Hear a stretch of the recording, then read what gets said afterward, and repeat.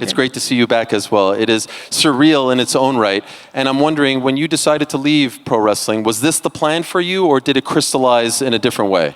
No, I never thought I would come back. It didn't cross my mind at all. I think it kind of started with my now coach, Ricky, who was originally my mortal enemy. He was coaching against me on The Ultimate Fighter. And he was also coaching my husband, Travis Brown, and he convinced me to give him a chance, and we became friends over the years. And he asked me to help him get his black belt in judo. And I had put a lot of walls around my heart when it came to martial arts and everything like that. I was forced to retire over some neurological issues that I didn't really have any clarity about. And it just hurt to be around it. And when he asked me to teach him, I was like, okay, fine. You know, he would come to my house, and I had some tatami in the garage. And once I started getting deep into it again and explaining things and getting back to it made me fall in love with martial arts again.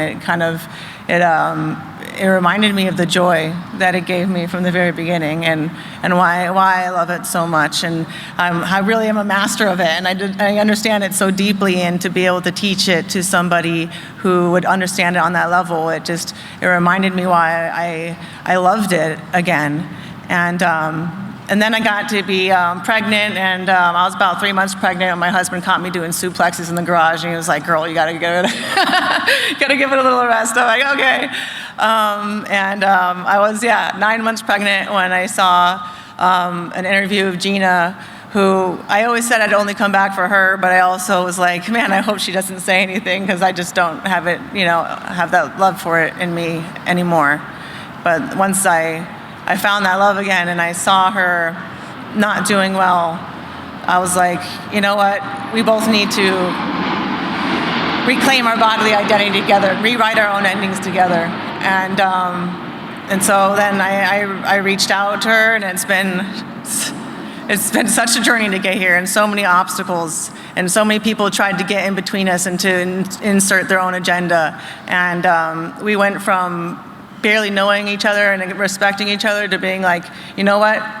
We're going to fight each other. I told her I will train you to fight me if I have to. Luckily, I didn't have to do that. But yeah, we went from, because of this, I had to get her number and talk to her. Because of this, I had to meet up with her and find a way to make the contract work out. And I thought it was just about me and, finding my love for the sport, and just about her, getting back to finding that fire and that light in her eyes that we all fell in love with. But it's become much more than that. Now it's become about changing the entire landscape of the sport, and challenging the monolith that the UFC has become. And I mean, of course, I just wanted to do something fun, and I ended up having to change the world. But that's the way that we do it. And I'm so happy that we're here, and I'm so grateful that Gina trusted me. When it wasn't going to work out with the UFC, I told her, I was like, we can do this on our own. We don't need them. We don't need anyone. And she said, I'm going to follow your lead. I'm going to trust you. And that's what led us to MVP and to Netflix and to us sitting here in front of the Intuit Dome, about to put on the most viewed MMA fight of all time. Thank you for that. Could I ask, why did it not work out with the UFC? You were so synonymous with the UFC for so long, and so to see you associated with another MMA brand at this point is surreal in its own right. And so could you tell us why it did not work out, and why you feel the way you feel about the landscape?